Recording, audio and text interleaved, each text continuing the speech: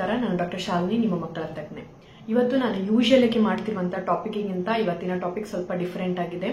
ಇವತ್ತಿನ ಈ ಟಾಪಿಕ್ ಅನ್ನ ನಾನು ಯಾಕೆ ಮಾಡಬೇಕು ಅಂತ ಅನ್ಕೊಂಡೆ ಅಂದ್ರೆ, ಇದು ಈ ಟೈಮಲ್ಲಿ ಎಸ್ಪೆಷಲಿ ತುಂಬಾ ರಿಲವೆಂಟ್.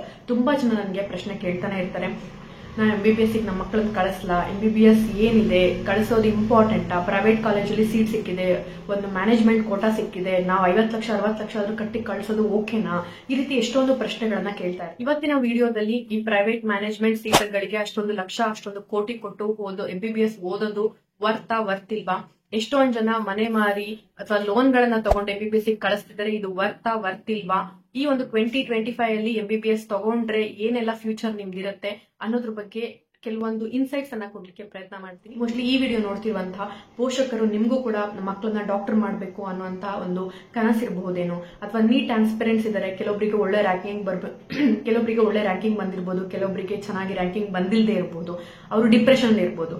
ಡೆಫಿನೆಟ್ಲಿ ಅಂತ ಎಲ್ಲರಿಗೂ ಕೂಡ ಹೆಲ್ಪ್ ಆಗ್ಲಿ ಅಂತಾನೆ ಇವತ್ತಿನ ವಿಡಿಯೋನ ಕ್ರಿಯೇಟ್ ಮಾಡ್ತಾ ಇದ್ದೀನಿ. ಸ್ವಲ್ಪ ವಿಡಿಯೋನ ನೋಡ್ಬಿಟ್ಟು ದಯವಿಟ್ಟು ಕಮೆಂಟ್ ಮಾಡಬೇಡಿ, ನೀವು ಡಾಕ್ಟರ್ ಆಗಿದ್ದೀರಾ, ನೀವು ಮಾತ್ರ ಬೇರೆಯವರಿಗೆ ಡಿಮೋಟಿವೇಟ್ ಮಾಡ್ತಿದ್ದೀರಾ ಅಂತ. ದಯವಿಟ್ಟು ವಿಡಿಯೋನ ಕಂಪ್ಲೀಟ್ ಆಗಿ ನೋಡಿ ಅಂಡ್ ನಿಮಗೆ ಹೆಲ್ಪ್ ಆಗುತ್ತೆ ಅಂತ ಅನ್ಸಿದ್ರೆ ನಿಮ್ಮ ಈ ವಿಡಿಯೋನ ಪ್ರತಿಯೊಬ್ಬರಿಗೂ ಶೇರ್ ಮಾಡೋದು ತುಂಬಾ ತುಂಬಾ ತುಂಬಾ ಇಂಪಾರ್ಟೆಂಟ್.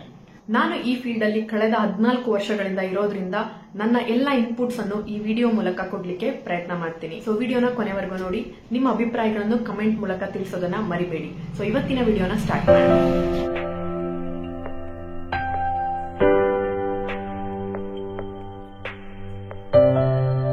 ಆರ್ಟಿಕಲ್ಸ್ ಅಥವಾ ನ್ಯೂಸ್ ಪೇಪರ್ ಇನ್ಫಾರ್ಮೇಶನ್ ಪ್ರಕಾರ ಪ್ರತಿ ವರ್ಷನೂ ಕೂಡ ನೀಟ್ ಅಪ್ಲಿಕೇಶನ್ಸ್, ನೀಟಿಗೆ ಅಪ್ಲೈ ಮಾಡುವಂತ, ನೀಟಿಗೆ ರಿಜಿಸ್ಟರ್ ಮಾಡ್ಕೊಳ್ಳುವಂತ ಸಂಖ್ಯೆ ತುಂಬಾ ತುಂಬಾ ಜಾಸ್ತಿ ಆಗ್ತಾ ಇದೆ.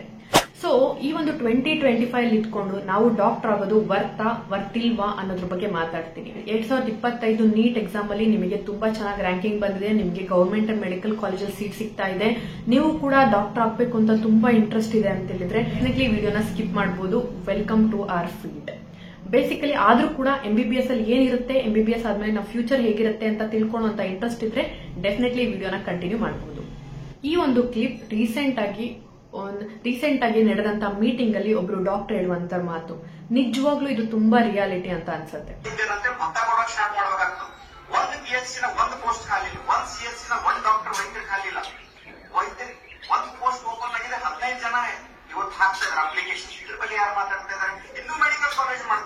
ಡಾಕ್ಟರ್ಗೆ ಫ್ಯೂಚರ್ ಅಲ್ಲಿ ಮುಂದೆ ಭತ್ತ ಕೊಡ್ಬೇಕಾಗಿ ಬರುತ್ತೆ ಅಂತ ಹೇಳಿದ್ದಾರೆ. ಅವ್ರು ಹೇಳಿರೋ ಮಾನ ಮೇಲಿಂದ ಅರ್ಥ ಮಾಡ್ಕೊಳ್ಳೋದಕ್ಕಿಂತ ಒಳ ಅರ್ಥ ಏನಿದೆ ಅಂತ ತಿಳ್ಕೊಳ್ಳೋದು ತುಂಬಾ ಇಂಪಾರ್ಟೆಂಟ್. ಒಂದು ವ್ಯಕ್ತಿ ಡಾಕ್ಟರ್ ಹೋಗ್ಬೇಕು ಅಂತ ನಿರ್ಧಾರ ಮಾಡಿದ್ರೆ ಆಲ್ಮೋಸ್ಟ್ PUC ಇಂದಾನೆ ಅವರ ನೀಟ್ ಪ್ರಿಪರೇಷನ್ ತುಂಬಾ ತುಂಬಾ ಸ್ಟ್ರಾಂಗ್ ಆಗಿರ್ಬೇಕು. ಅವರು ತುಂಬಾ ಹಾರ್ಡ್ ಎಫರ್ಟ್ಸ್ ಹಾಕಿ, ಇವಾಗಿನ ಕಾಲದಲ್ಲಿ ನಿಮ್ಗೆ ಗೊತ್ತು ಎಷ್ಟು ಕಾಂಪಿಟೇಷನ್ ಇದೆ ಅಂತ, ರಾತ್ರಿ ಆಗ್ಲೂ ಓದಿದ್ಮೇಲೆ ಒಬ್ಬರಿಗೆ ಒಂದು ಗವರ್ಮೆಂಟ್ ಮೆಡಿಕಲ್ ಕಾಲೇಜಲ್ಲಿ ಸೀಟ್ ಸಿಗೋದು ತುಂಬಾ ತುಂಬಾ ಕಷ್ಟವಾದ ಕೆಲಸ. ಇವತ್ತಿನ ಸ್ಯಾಡ್ ರಿಯಾಲಿಟಿ ಏನು ಅಂತ ಹೇಳಿದ್ರೆ, ಆಯ್ತು ಗವರ್ಮೆಂಟ್ ಕಾಲೇಜಲ್ಲಿ ಸಿಕ್ಕಿದ್ರೆ ಓಕೆ, ಬಟ್ ಅದು ಕೂಡ ಫೀಸು ಇವತ್ತಿನ ಟೈಮಲ್ಲಿ, ನಾವೆಲ್ಲ ಓದೋ ಟೈಮಲ್ಲೆಲ್ಲ 18,000 16,000 ಇದ್ರೆ ಇವತ್ತು ಆಲ್ಮೋಸ್ಟ್ ಗವರ್ಮೆಂಟ್ ಮೆಡಿಕಲ್ ಕಾಲೇಜಿನ ಸೀಟೇ 60,000 70,000 ಇದೆ. Government seat in private college seat almost 1.5 lakh ಇಂದ 2 ಲಕ್ಷ ಇದೆ. ಮತ್ತೆ private management, private seat in private colleges, ಈ ರೀತಿ ಡಿಫರೆಂಟ್ ಸೀಟ್ಸ್ ಗಳಿದೆ. ಇನ್ನ ನೀವು ಪ್ಯೂರ್ ಆಗಿ ನಮ್ಮ ಮಕ್ಳಿಗೆ ಚೆನ್ನಾಗಿ ರ್ಯಾಂಕ್ ಬಂದಿಲ್ಲ, ನಾವು ಬರೀ MBBS ಅನ್ನ ಬರೀ ಮನಿ ಬೇಸಿಸ್ ಮೇಲೆ ಕೊಡಿಸ್ತೀವಿ ಅಂತ ಹೋದ್ರೆ ಕೋಟ್ಯಾಂತರ ರೂಪಾಯಿನ ನೀವು ಸುರಿಬೇಕಾಗತ್ತೆ. ಎಷ್ಟೊಂದು ಜನ ಪೇರೆಂಟ್ಸ್ ಅವ್ರ ಮಕ್ಕಳನ್ನ ಡಾಕ್ಟರ್ ಆಗಿ ನೋಡ್ಬೇಕು, ಕೆಲವೊಂದ್ಸರಿ ಮಕ್ಕಳ ಮನಸ್ಸಲ್ಲೂ ಅದೇ ತುಂಬಿ ಡಾಕ್ಟರ್ಸ್ ಆಗ್ಬೇಕು ಅಂತ ಹೇಳಿ ಯಾವ ರೀತಿ ಸ್ಟೇಜ್ ಅನ್ನ ರೀಚ್ ಮಾಡ್ತಾರೆ ಅಂತ ಹೇಳಿದ್ರೆ, ಕೊನೆಗೆ ಅವರು ಹೊಲನಾದ್ರೂ ಮಾರಿ ಅಥವಾ ಮನೆನಾದ್ರೂ ಮಾರಿ, ಅವ್ರ ಮನೆ ಮೇಲೆ ಲೋನ್ ಆದ್ರೂ ತಗೊಂಡು ಅವ್ರ ಮಕ್ಕಳನ್ನ MBBS ಕಳಿಸ್ಬೇಕು ಅಂತ ನಿರ್ಧಾರ ಮಾಡ್ತಾರೆ. ಆಕ್ಚುಲಿ ಇದು ಅವರು ಮಾಡ್ತಿರುವಂತ ಒಂದು ಬಿಗ್ ಮಿಸ್ಟೇಕ್ ಅಂತಾನೆ ಹೇಳ್ತೀನಿ. ಯಾಕೆ ಅಂತ ಮುಂದೆ ವಿಡಿಯೋ ನೋಡ್ತಾ ಹೋದಾಗೆ ನಿಮ್ಗೆ ರಿಯಲೈಸ್ ಆಗುತ್ತೆ. ಆಕ್ಚುಲಿ MBBS ಆಲ್ಮೋಸ್ಟ್ 5.5 ವರ್ಷ ಕೋರ್ಸ್ ಇದೆ. ಎಷ್ಟೊಂದು ಜನ ಫಾರಿನ್ ಕಂಟ್ರೀಸಿಗೆ ಹೋಗಿ ಮಾಡ್ತಾರೆ, ದುಡ್ಡು ಕಡಿಮೆ ಇರುತ್ತೆ ಅಂತ. ಮೇ ಬಿ ರಷ್ಯಾ ಆಗಿರ್ಬೋದು, ಚೈನಾ ಆಗಿರ್ಬೋದು, ಎಕ್ಸೆಟ್ರಾ. ಅಲ್ಲಿ ಈ ಸಫರ್ ಮಾಡ್ತಿರುವಂತಹ ಸ್ಟೂಡೆಂಟ್ಸಿನ ಪರಿಸ್ಥಿತಿ ಅವ್ರಿಗೆ ಮಾತ್ರನೇ ಗೊತ್ತಿರುತ್ತೆ. ತಂದೆ ತಾಯಿಯಿಂದ ದೂರ ಇಟ್ಕೊಂಡು ಯಾವುದೋ ಒಂದು ದೇಶದಲ್ಲಿ, ಅದು ಕೂಡ ಅಷ್ಟು ವರ್ಷಗಳನ್ನು ಮಾಡಿ ಮುಗಿಸ್ಕೊಂಡು ಬರಬೇಕು. ಮತ್ತೆ ಅದನ್ನ ಮುಗಿಸ್ಕೊಂಡು ಬಂದಾದ್ಮೇಲೂ ಕೂಡ ಇಂಡಿಯಾದಲ್ಲಿ FMG ಎಕ್ಸಾಮ್ ಅನ್ನ ಕ್ಲಿಯರ್ ಮಾಡಬೇಕು. ಯೂಶುವಲ್ ಆಗಿ ಫಾರಿನ್ ಕಂಟ್ರಿಲಿ MBBS ಮುಗಿಸ್ಕೊಂಡು ಬಂದಿರೋರು ಇಂಡಿಯಾ ಅಲ್ಲಿ MBBS ಮುಗಿಸೋರಿಗಿಂತ ಸ್ವಲ್ಪ 1 or 1.5 years ಎಕ್ಸ್ಟ್ರಾ ತಗೋತಾರೆ. ಸೊ MBBS ಆಲ್ಮೋಸ್ಟ್ ನೀವು ಒಂದು 16 ವರ್ಷಕ್ಕೆ 10th ಸ್ಟ್ಯಾಂಡರ್ಡ್ ಮುಗಿಸಿದ್ರೆ 17-18 ವರ್ಷಕ್ಕೆ PUC ಎಂಟ್ರಿ ಆಗ್ತೀರಾ. ಅಟೆಂಪ್ಟ್ ಅಲ್ಲೇ ಏನಾದ್ರೂ ಬೈ ಚಾನ್ಸ್ ಲಕ್ಕಿ ಆಗಿ ನಿಮ್ಮ ಹಾರ್ಡ್ ಎಫರ್ಟ್ಸ್ ಎಲ್ಲಾನು ಚೆನ್ನಾಗಿತ್ತು ಅಂತ ಸಿಕ್ಕಿದ್ರು ಕೂಡ ಆಲ್ಮೋಸ್ಟ್ 5.5 to 6 years ಈ ಕೋರ್ಸ್ ಇರುತ್ತೆ. MBBS ಇಂದ ಹೊರಗಡೆ ಬರುವಷ್ಟೊತ್ತಿಗೆ ಆಲ್ಮೋಸ್ಟ್ ನಿಮಗೆ 23 ಇಂದ 24 ವರ್ಷ. ಏನಾದ್ರು ಲಾಂಗ್ ಟರ್ಮ್ ಹೋದ್ರಿ ಅಥವಾ ಇನ್ನ 1-2 ವರ್ಷ ಈ ಒಂದು ಟೈಮ್ ಅಲ್ಲಿ ವೇಸ್ಟ್ ಮಾಡಿದ್ರೆ ಆಲ್ಮೋಸ್ಟ್ 27-28 ವರ್ಷಕ್ಕೆ MBBS ಅನ್ನ ಮುಗಿಸ್ತೀರಾ. MBBS ಕೂಡ ಈಸಿ ಇರೋದಿಲ್ಲ, ಅದು ಕೂಡ ತುಂಬಾ ಹಾರ್ಡ್ ಎಫರ್ಟ್ಸ್ ಹಾಕಿ ಓದ್ಬೇಕಾಗತ್ತೆ. ಅದರಲ್ಲಿರುವ it is one of the tough syllabus ಅಂತಾನೆ ಹೇಳ್ತಾರೆ. UPSC ಒಂದು ಟಫೆಸ್ಟ್ ಎಕ್ಸಾಮ್ ಇದ್ರೆ MBBS ಅಕಾಡೆಮಿಕ್ ಕರಿಕ್ಯುಲಮ್ ಕೂಡ ತುಂಬಾ ಟಫ್ ಆಗಿರುತ್ತೆ. ಆಲ್ಮೋಸ್ಟ್ 18 ಸಬ್ಜೆಕ್ಟ್ಸ್ ಅನ್ನ ನೀವು ಓದ್ಬೇಕಾಗತ್ತೆ. ಅದರಲ್ಲಿ ಇಂಟರ್ನ್ಶಿಪ್ ಅನ್ನ ಮುಗಿಸ್ಕೊಂಡು ಹೊರಗಡೆ ಬಂದಾಗ ಜನಗಳು ಹೇಳೋದು ಒಂದೇ ಮಾತು, you are plain MBBS doctor ಅಂತ, ನೀವು ಜಸ್ಟ್ MBBS ಡಾಕ್ಟರ್ ಅಂತ. ಇದನ್ನ ಪ್ರತಿ ದಿನಾನು ನೆನಪಿಸ್ತಾ ಇರ್ತಾರೆ. ನೀವು ಮನೇಲಿ ಇದೀರಾ, ಅಕ್ಕಪಕ್ಕದವ್ರು ಬಂದು ಬರೀ MBBS ಮುಂದೇನ್ ಮಾಡ್ತೀರಾ, MBBS ಮಾಡ್ಲಿಕ್ಕೆ ಎಷ್ಟೆಲ್ಲ ಎಫರ್ಟ್ಸ್ ಬೇಕಾಗಿರುತ್ತೆ ಅಂತ ಯಾರು ಕೂಡ ಅಪ್ರಿಶಿಯೇಟ್ ಮಾಡಲ್ಲ. ಈವನ್ ಹೊರಗಡೆ ಹೋದಾಗ್ಲೂ ಕೂಡ ಬರೀ MBBS ಅಂತ ಹೇಳ್ತಾರೆ.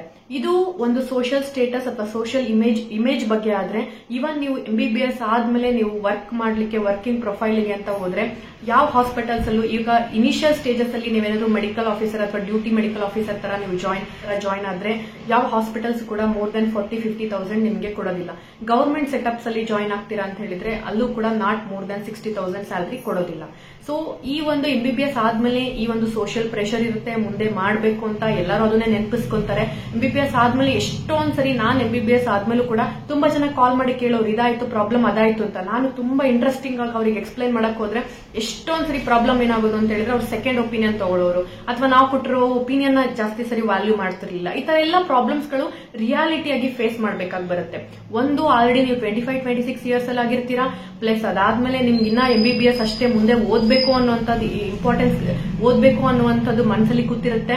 ಅಂಡ್ MBBS ಗೆ ತಗೊಳಕ್ಕೆ ನೀಟ್ ಎಕ್ಸಾಮ್ ಅಷ್ಟು ಟಫ್ ಇದ್ದಾಗ ನೀಟ್ PG ಎಕ್ಸಾಮ್ ಬರೆಯೋಕೆ ಕೂತಿರುವಂತವ್ರು MBBS ಓದಿರುವಂತವ್ರು already one of the top cream of the ಸೊಸೈಟಿಯಲ್ಲಿ ಇರುವಂತಹ ಇಂಟೆಲಿಜೆಂಟ್ ಪೀಪಲ್. ಅವ್ರ ಜೊತೆ ನಾವು ಕಾಂಪಿಟೇಷನ್ ಮಾಡಿ ನೆಕ್ಸ್ಟ್ PG ಎಕ್ಸಾಮ್ ನ ತಗೋಬೇಕು. ನೆಕ್ಸ್ಟ್ PG ಎಕ್ಸಾಮ್ ತಗೊಂಡಾಗ ನೆಕ್ಸ್ಟ್ PG ಎಕ್ಸಾಮ್ ಅದು ಕೂಡ ತುಂಬಾ ಈಸಿ ಅಲ್ಲ. ಅದರಲ್ಲೂ ಕೂಡ ಫಸ್ಟ್ ಅಟೆಂಪ್ಟ್ ಅಲ್ಲಿ ಸಿಕ್ಕಿದ್ರೆ ವೆರಿ ಗುಡ್, ಇಲ್ಲ ಅಂತ ಹೇಳಿದ್ರೆ ನಿಮ್ಗೆ ಮತ್ತೆ 1 or 2 years ಅಲ್ಲಿ ವೇಸ್ಟ್ ಆಗುತ್ತೆ. ಅದಾದ್ಮೇಲೆ ನೆಕ್ಸ್ಟ್ ನೀವು 3 years ನಿಮಗೆ ಬೇಕಾಗಿರುವಂತಹ ಸ್ಪೆಷಾಲಿಟಿ ಮಾಡೋದು ತುಂಬಾ ಇಂಪಾರ್ಟೆಂಟ್. ಈ PG ಸೀಟ್ಸ್ ಅಲ್ಲೂ ಕೂಡ ಕ್ಲಿನಿಕಲ್ ಬ್ರಾಂಚ್, ನಾನ್ ಕ್ಲಿನಿಕಲ್ ಬ್ರಾಂಚ್ ಅಂತ ಇರುತ್ತೆ.